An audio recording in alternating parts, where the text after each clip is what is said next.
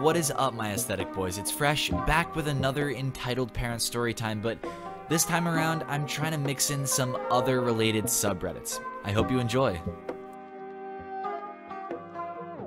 My sister lets my nephew bully me and laughs while they do it.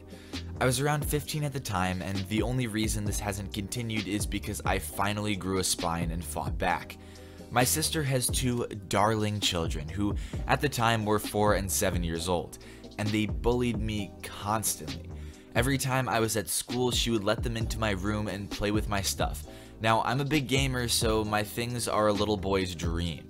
While at school, multiple things happened. They snapped my copy of Resident Evil 3, which my sister still refuses to replace, deleted all of my Mass Effect, Call of Duty, and Final Fantasy save files on my Xbox 360, easily over 300 hours of gameplay, saved over my Pokemon Pearl save file on my 3DS, broke my guitar and drum set for Band Hero, and stole a bunch of spare batteries. When I got home and found out what they did, I lost it and screamed at them to get the hell out of my room. And oh boy, did my sister not like that. Cue an hour of my sister screaming at me for being mean to her precious babies, one of which has autism, so you don't get to talk to him like that. Eventually, I burst into tears and locked myself in the bathroom until my mother got home, at which point my sister yelled at my mom for not controlling me better. Now, I love my mother to bits, but she is a major pushover. So I got in trouble for not keeping my things away from everyone, which obviously I was too stupid to think of keeping in a safe place, like my room, for example. Eventually, I got so paranoid that I stopped going to school to watch over my stuff, which of course gave my sister more ammunition. And if there was one thing she loved, it was complaining in front of people, especially her own kids. So what did my nephews do? They learned from their mother. From then on, my life was hell. My nephews found out they could do anything around me and talk to me any way they liked and they wouldn't get in trouble. My youngest nephew, 4, started calling me names and threatened to stab me in my sleep, and then cried to his mother because I told him off for chasing and trying to beat my cat. My older nephew demanded that I get him food or let him play on my Xbox, which of course I said no to, and he would go and, you guessed it, cry to his mother. Every time I tried to stand up for myself, my sister would tear me down, and she actually went to hit me when I slapped my nephew's hand away from my DS when he was trying to take it because Mom told you to let me play with it. Now, I didn't give in and let them do whatever they want to my things, but I couldn't defend myself from the verbal abuse. This led to me having major self-confidence issues and anxiety that are still affecting me today because I was a teenage girl being bullied by 2 children under the age of 10, and I couldn't really do anything about it. I finally stopped myself from being pushed around when I got a PS4 for Christmas one year. Now, I'm the youngest of 6 kids, so my parents had a rule for Christmas where we would get gifts until we turned 18, and then we would each get $50 from then on. For some reason, my sister believed that because I was a lazy pig and didn't do anything but stay in my room guarding my things from her little gremlins, I didn't deserve my gift, even though I had just turned 16, and she had decided that I should let her sons play my brand new PS4 whenever they wanted. And like hell that was happening. So I hoarded that crap like it was prison food. I kept my door closed 24/7. I didn't let my nephews or my sister anywhere near my room. I pissed my family off so much, and that did not help my sister's view on me. It got to the point where I had to accept the verbal abuse just to protect my things from her children's evil, grubby little fingers.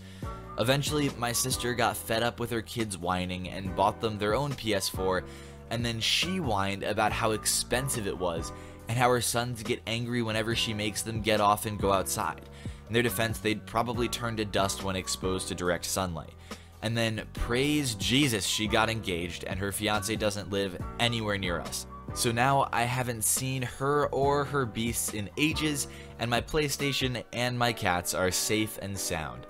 Last I heard, her youngest got in trouble on his first day of school for carrying scissors out to the playground because, in his own words, the girl student wouldn't let me draw.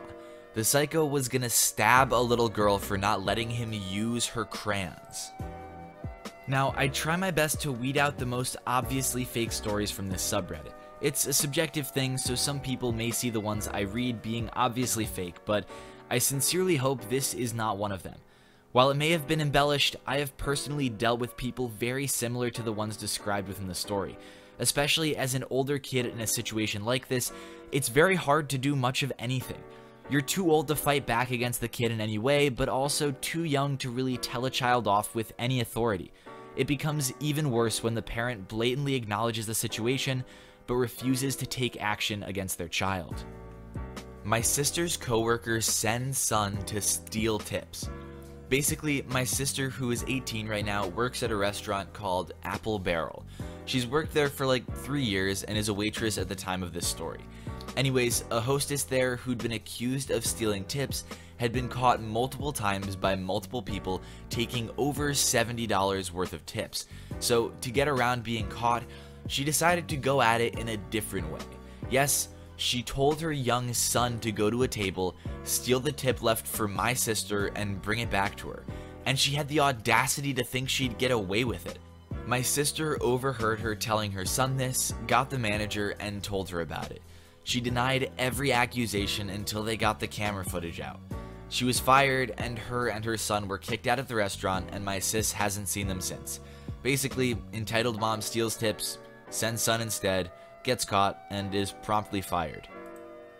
Funnily enough, a friend of mine used to work at a restaurant called Cracker Bees, and while I never heard of anything as aggressive, manipulative, and just downright wrong as sending a kid in to steal tips, I do know that some unsavory workers will do fairly immoral things for a little bit of extra cash. Sure, just leave your disabled family member with us. For some backstory, this happened about 1.5 years ago. I was working at a theme park. I worked in the retail department, and the shop I mainly worked on was for a log flume. The ride from start to finish took approximately 15 minutes. Because it was a small shop, there would be only 2 people working at a time, me and my supervisor. The shop is also attached to the photo booth for the ride pictures. So this day was a pretty normal day. The park wasn't very busy, but it wasn't exactly quiet. Due to the ride being late to open, this was normal. It usually opened about an hour or so after the other rides.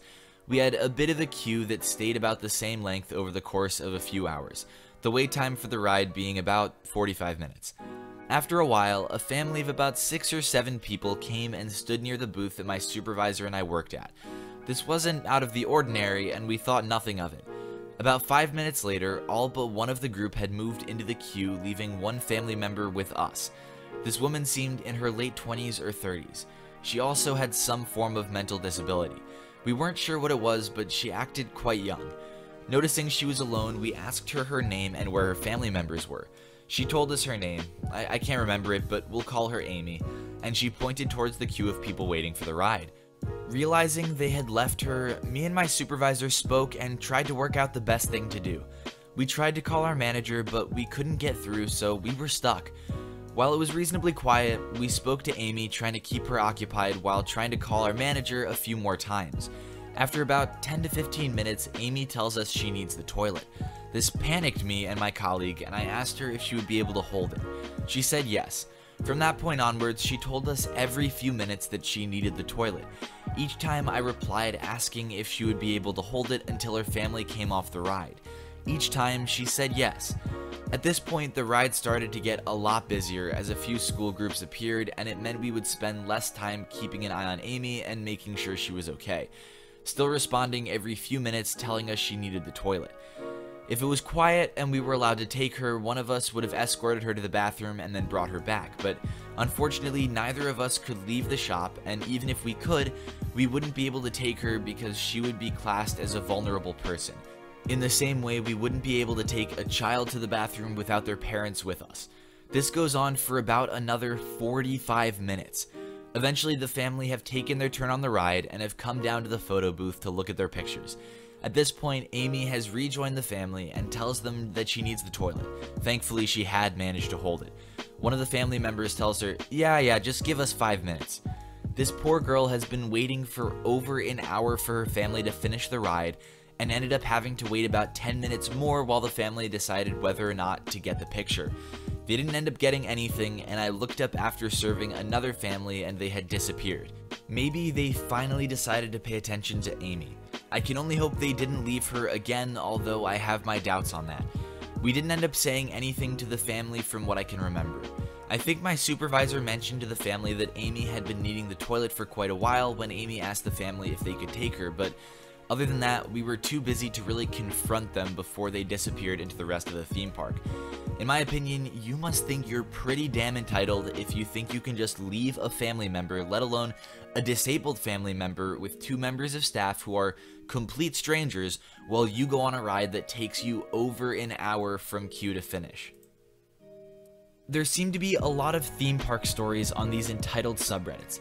It's interesting to see a story like this not necessarily involving parents.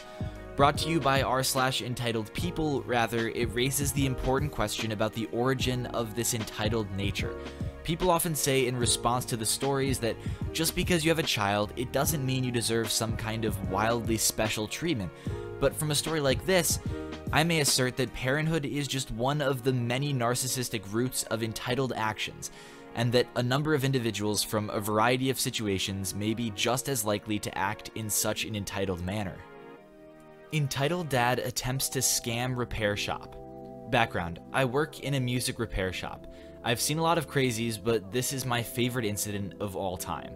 I do the brass repair, but when the bell rings for a pickup, whoever is available goes to the counter. In this case, a dad and his daughter have come to pick up their repaired clarinet. Here's how the entire interaction played out. Ding, bell rings, Pavlov does his thing, and I find myself at the counter.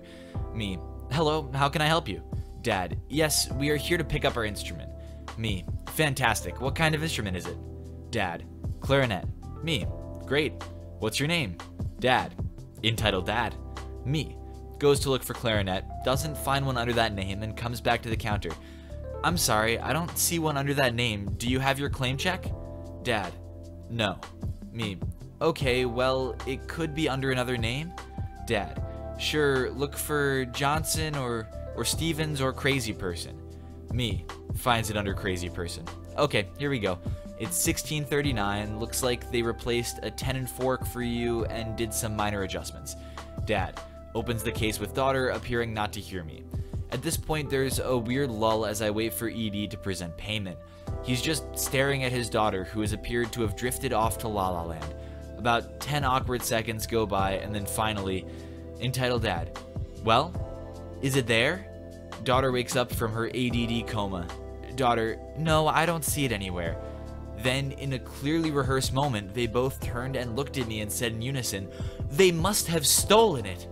Me: I'm sorry? I don't work on these. I do the brass work. Is something missing? ED: our cork grease. It's gone. You must have taken it. I demand you comp us this repair and return our cork grease. With a big sigh, I pull out a big box of cork grease tubes we keep under the counter because we give them away for free anyway. They have the company logo on them.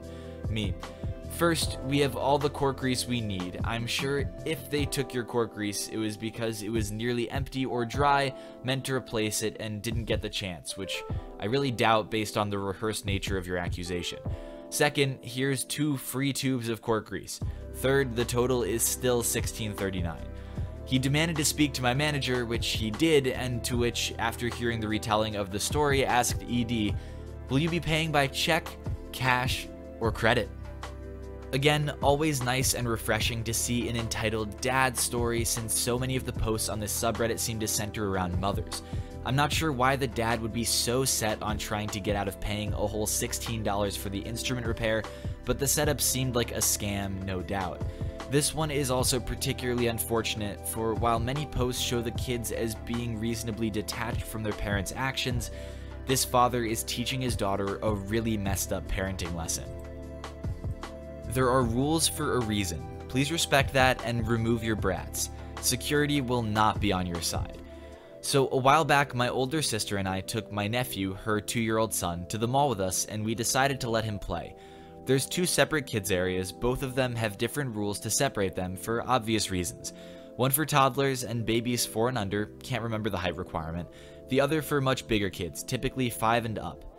Obviously, we took our 2-year-old to the younger child one. It was fairly empty in comparison to the bigger kid one, with only about 10 other babies or toddlers. The little sets are also smaller and made for this age group. There have been plenty of issues before, so this area was very strict about their regulations. Makes sense, right?